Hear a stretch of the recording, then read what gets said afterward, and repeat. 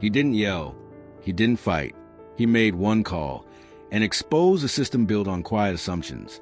Watch how one moment at Gate 42 changed the future of an entire airline. Denver, Colorado. A heavy April morning, where even the air at Denver International Airport felt as thick as the quiet tension surrounding Langston Price.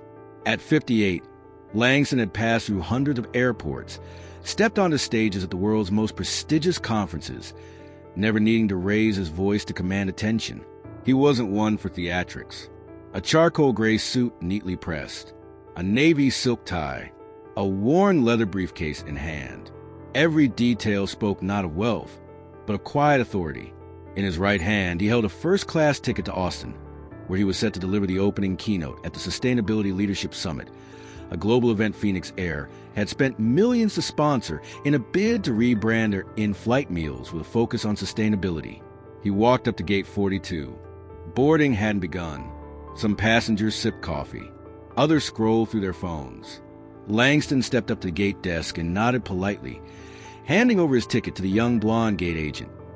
Caitlin Brooks, recently transferred from Austin to Denver just 3 weeks prior. Caitlin took the ticket, then hesitated. She looked at the name printed on it, then slowly lifted her gaze to meet his, for longer than necessary. There was no courtesy in her eyes, only suspicion. She didn't scan the ticket. Instead, she leaned toward a colleague and whispered something before turning back to Langston with a voice that had gone cold. "This gate is for first-class passengers only, sir." Langston didn't flinch. He didn't look surprised. "I know," he replied, his tone low and composed. Caitlin paused, then finally scanned the ticket. But instead of inviting him to board, she asked for additional identification. No explanation, no apology, just an extra security measure. Langston calmly opened his wallet and handed over his Arizona State ID. She didn't scan it either, just laid it on the counter, then whispered again, this time to a staff member in a black uniform. Less than 2 minutes later, a TSA security officer arrived, standing beside Langston as if he were a threat. Langston said nothing.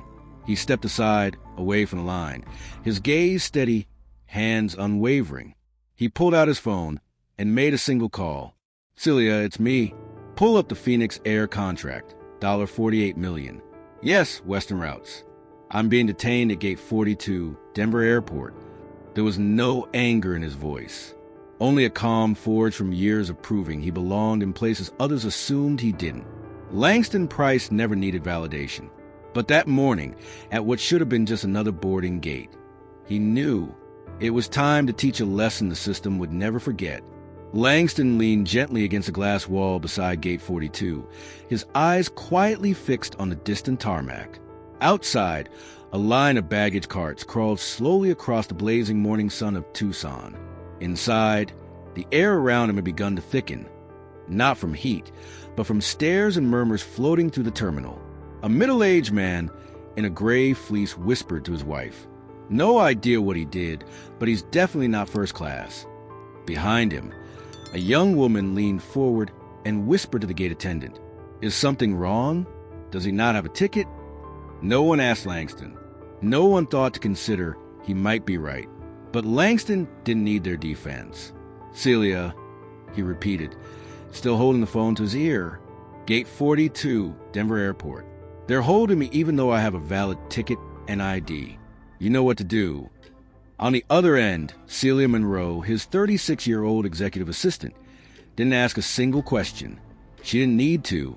She'd seen enough over the years to know that if her boss was calling instead of quietly enduring, then a line had been crossed. "I'll contact Phoenix Air immediately," Celia replied crisply. "Do you want this handled discreetly, or—" Langston looked straight at the TSA officer standing stiffly beside him. The man avoided his gaze. No need to go public. Just make sure they know what they're doing. Langston ended the call. He didn't return to the counter. He didn't demand to board the plane.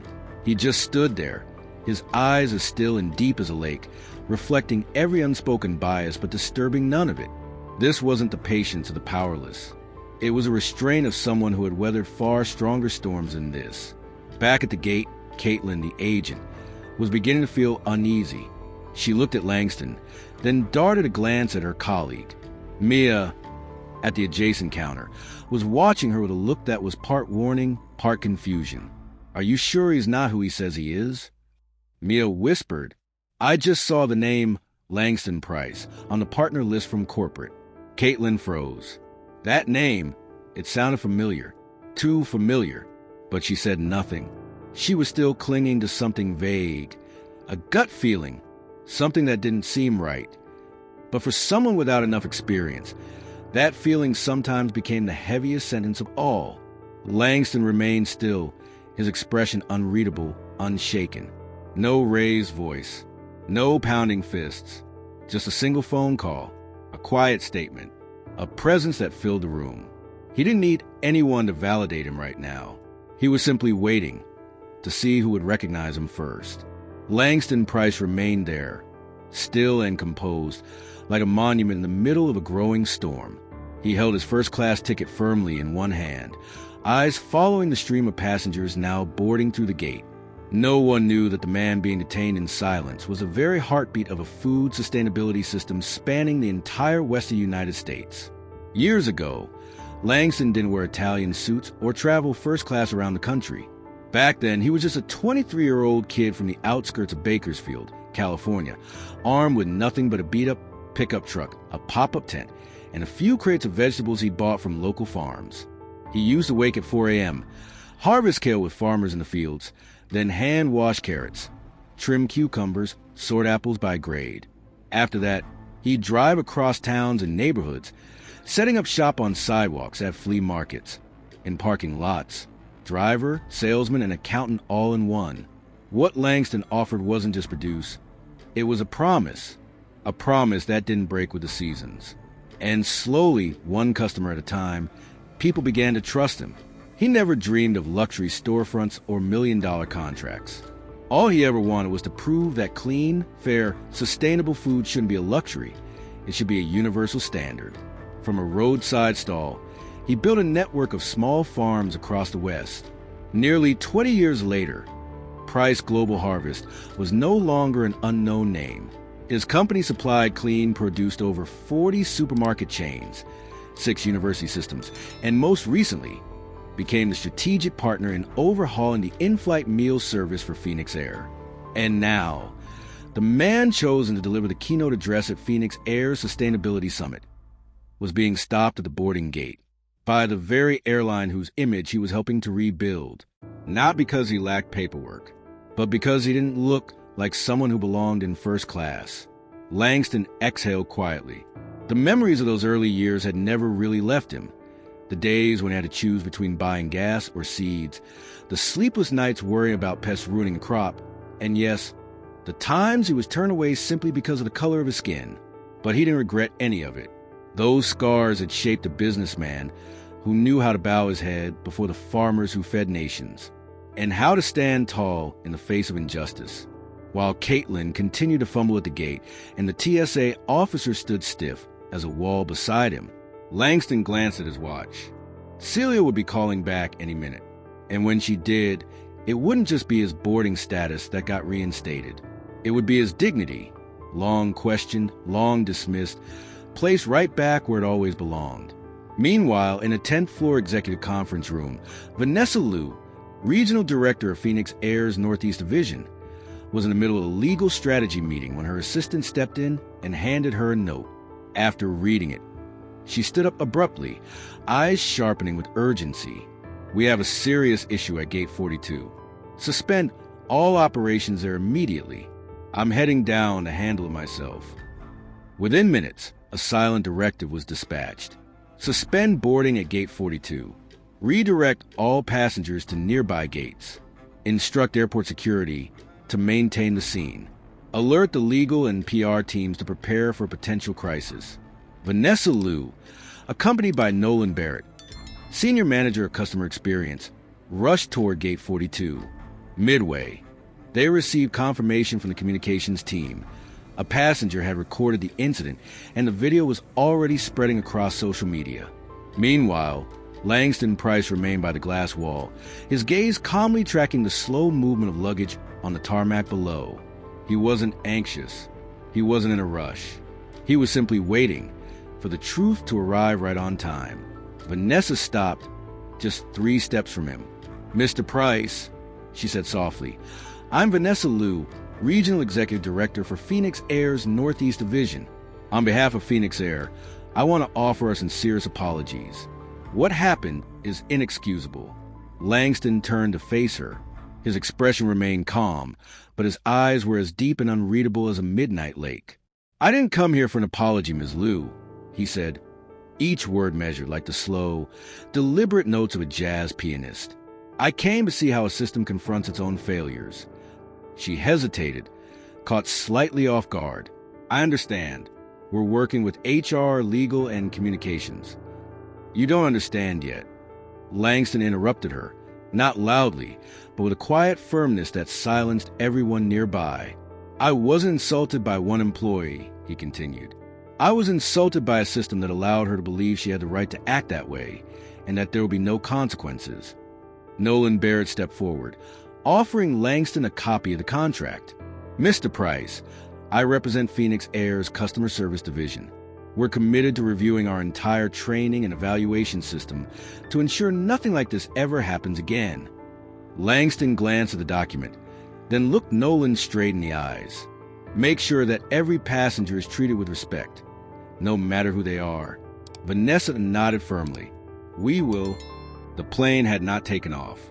Gate 42 at Denver International Airport felt as though time itself had come to a halt.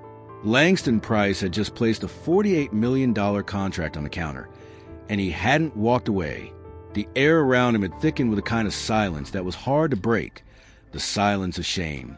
Vanessa Liu remained at his side, her hand resting on the contract as if trying to absorb the true weight of the mistake her system had just made. Langston spoke slowly, his eyes steady. "This contract states that Phoenix Air will use my brand as the face of its new premium in-flight dining program. But today, right here, the man you stopped from boarding is that brand." A few senior executives came rushing over, clearly summoned down from the upper floors. One of them, Marcus O'Connell, head of legal affairs, glanced at the contract and swallowed hard. "Mr. Price, we completely understand the gravity." "No," Langston interrupted. "You understand the consequences. I want to know, do you understand the reason?" Before anyone could answer, a voice rose from the nearby seating area. "I saw the whole thing, from start to finish." All eyes turned. A woman in her early 50s, dressed elegantly, stood up. She adjusted her deep wine-colored coat to reveal a name badge. "Susan Delacroix, board member, Phoenix Air. Langston Price is the man I voted to include in Phoenix Air's Customer Experience Reform Initiative," she said. "And today, I've seen how the company I invested in treats him." The room practically burst with discomfort. Vanessa took half a step back. Marcus O'Connell froze in place. A nearby employee stammered, "Ms. Delacroix, please let us—" "No explanations needed," Susan said, her eyes still locked on Langston. "I think it's time Phoenix Air remembered why we brought someone like Mr. Price on board. Not to decorate our brochures, but to teach us." Langston gave a subtle nod, his way of thanking her. He hadn't needed anyone to speak on his behalf, but her words forced everyone around, staff and passengers alike, to reflect. Vanessa stepped forward, her voice lower now. "Mr. Price, I promise, I will personally convene an emergency meeting with the entire customer service department. We will make changes." Langston picked up the contract, folded it carefully, and handed it to Marcus. "I don't need more clauses. I need to see action. Because next time, the person you turn away might not be me.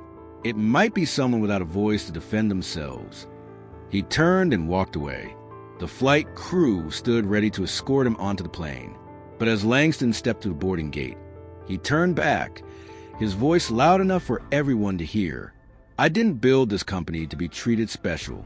I built it so ordinary people would have the right to be treated right." The sound of the aircraft door closing echoed behind him. A hush fell over the terminal. Not because the plane was about to take off, but because something in people's hearts had just landed. Flight PX-194 departed Denver 47 minutes late. But no one in first class, where Langston Price now sat, dare to complain. Sometimes, a delay doesn't come from technical issues, but from a moment when an entire system is forced to stop and take a hard look at itself. Following the incident, Langston was escorted onto plane. Vanessa, Nolan, and Marcus immediately began an emergency meeting with the relevant departments to manage the crisis. They knew that if Phoenix Air wanted to restore trust with both customers and partners, they had to act fast and decisively. But before that meeting began, Vanessa had given one final instruction. The frontline employee at the center of the incident must be addressed. Caitlin Brooks, the gate agent at Gate 42, was promptly escorted to the internal security office. Caitlin sat upright, her hands folded tightly on the cold metal desk. Across from her, passenger security supervisor Jerome Holloway reviewed the file without looking up. Between them, a document lay face up, stamped in bold red lettering. Temporary suspension notice. Subject to internal investigation. I was just following procedure, Caitlin said, her voice trembling. I didn't know who he was. Jerome finally looked up, not angry, but with a heaviness in his gaze that suggested he'd heard that line 100 times. Exactly, he said quietly, setting the folder down. And that's the problem. The room thickened with silence. Caitlin swallowed hard. There's no protocol that says I have to feel out whether someone belongs in first class. She tried to argue. Jerome leaned back, lacing his fingers together. You're not being suspended because you didn't know who he was. You're being suspended because you assumed he couldn't be anyone. You saw a well-dressed, older black man, and your first instinct was, he can't possibly be a first-class passenger. That's not a procedural error. That's an implicit bias rooted so deep it's infected the system. Caitlin lowered her head. Her heart pounded in her chest, and she had nothing left to say in her defense. Jerome didn't raise his voice. Instead, he pulled out a photo from the file in front of him, a still image that had already begun quietly circulating through Phoenix Air's internal channels. Langston Price, standing motionless with a phone to his ear, eyes fixed on the distance, bearing no trace of anger, no words of complaint. If that man had gotten angry, caused a scene, he might have been escorted out, Jerome said. But he didn't, and now the one being escorted out is Phoenix Air. He stood, gently slid the suspension notice across the table to her. You'll be called back once the investigation and retraining process is complete. And if you still want to be part of this team, then next time, don't look at someone with fear in your eyes. Look at them as a human being. Caitlin nodded, eyes brimming with tears. She knew she had failed, and now was the time to start over. From the very beginning. Within hours, the video from Gate 42 had gone viral, spreading across social media at breakneck speed. It drew millions of views and comments, placing Phoenix Air under intense public scrutiny. News started leaking to press. A major aviation blog published a scathing headline. The man behind Phoenix Air's $48 million deal was denied boarding because he didn't look the part. Investor groups reacted quickly. Within 4 hours, Phoenix Air's PR department received 63 emails from shareholders demanding clarity on ground crew screening standards and cultural alignment with strategic partners. One investor from Dubai wrote bluntly, "If this is how you treat your strategic partners, we're concerned about what's happening outside the glow of the airport lights." Back at Phoenix Air headquarters, on the 12th floor, an emergency leadership meeting had convened. Every senior manager involved in crisis response was present. Vanessa Liu, regional CEO, sat across from Marcus O'Connell, head of legal and crisis response. On the large wall screen behind them, a minute-by-minute breakdown of the Gate 42 incident played out, time-stamped and annotated. A voice from the conference table asked, "What's the first move?" Marcus didn't hesitate. "Pull every camera feed from Gate 42. I want full footage from the moment Langston Price approached to the second he walked away. I want to understand what kind of gaze first met him at that gate." A wave of silence swept through the room. No one responded. Marcus continued, "This is no longer a procedural mistake. This is cultural. And if we don't fix it at the root, the next incident won't just trigger a warning call. It'll spark a full-blown public crisis." Vanessa nodded, her expression tense but resolute. We've already suspended the staff involved. Starting next week, every employee at all domestic and international gates will be required to complete an unconscious bias reflex training. Retrain the entire frontline team, pass it or pack up. Marcus stood up and sent a full incident report to Langston Price. No formal apology letter. He needs to know that this time, we're actually listening. Vanessa gave a small nod. She knew this wouldn't be easy, but it was necessary. Because if someone like Langston Price, the man helping to reform in-flight food systems for millions of passengers, could still be stopped at the gate because of prejudice, then the entire system needed to be torn down and rebuilt from scratch. The meeting adjourned. Moments later, an email was dispatched to every department under the subject line. Reset initiative begins. Phoenix Air starts with itself. Meanwhile, far from the tension and urgency at Phoenix Air headquarters, the Sustainable Agricultural Supply Chain Conference in Austin, Texas carried on in an atmosphere of ceremony and anticipation, drawing over 500 attendees from food conglomerates, logistics giants, and agricultural think tanks across the country. When Langston Price's name appeared on the massive LED screen behind the stage, murmurs rippled through the crowd. While the incident at Denver hadn't yet gone fully public, those in the know, particularly in aviation and food systems, were already talking. Langston stepped into the spotlight, clad in a tailored gray suit.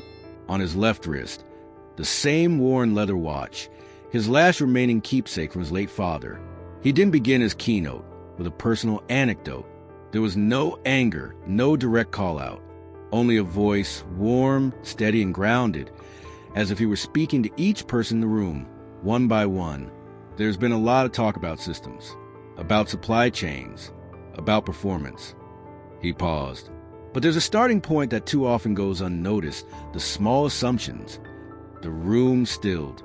Assuming a batch of apples is lower quality because it came from a small farm. Assuming someone can't lead because they're not wearing the right kind of suit. Assuming a shipment will be delayed simply because it passes through a so-called underdeveloped region. Langston paused again, scanning the crowd. These small assumptions lead to big consequences, not just for businesses, but for trust, for people, for how we treat one another in a world we claim to be civilized. Applause broke out, not loud, not theatrical, but firm, certain. And for those who had seen the leaked report of what happened at Gate 42, the message was crystal clear, even if Langston never said it outright. He ended with a sentence that was almost a whisper, yet it reached every corner of the auditorium. The way we look at a person, just once if it's wrong, can cost an entire system dearly. So the best thing we can do is learn to see them right. As Langston stepped off the stage, a distribution executive from Oregon walked beside him and said quietly, "That speech, you didn't need to name anyone, but we all understood." Langston simply smiled and shook the man's hand. No further words. Because sometimes the way of a lesson comes not from what is said, but from silence itself. There was no press conference, no viral social media post. Langston Price left the summit the same way he had arrived, quietly on time, without spectacle. But what happened at Gate 42 didn't disappear. A candid phone photo, Langston standing by the glass wall, phone gently to his ear, a calm expression on his face, gray suit standing out amid a crowd in turmoil, began circulating quietly through business circles, airline leadership groups, and customer service training institutions. No caption, no hashtag, just one line. This is how a man handles prejudice. With a silence that made an entire airport listen. At Phoenix Air's headquarters in Chicago, that silence spoke louder than any protest. Senior executives held weeks of emergency sessions. A company-wide service culture reform initiative was launched. Phoenix Standards 2.0 started at the ground level, retraining all frontline employees in diversity, respect, and unconscious bias recognition. One evening, Celia, Langston's longtime assistant, asked him, "Why didn't you speak out publicly? They would have listened to you." Langston took a quiet sip of tea, his gaze drifting out the window. Because some lessons, if you shout them, get forgotten. But if you let people see for themselves, they'll remember for life. Months later, During an internal Phoenix Air seminar, a senior executive closed his presentation with that same photo. This story reminds us that some passengers ask for nothing except to be seen clearly, and sometimes one silent moment carries more weight than 1,000 justifications.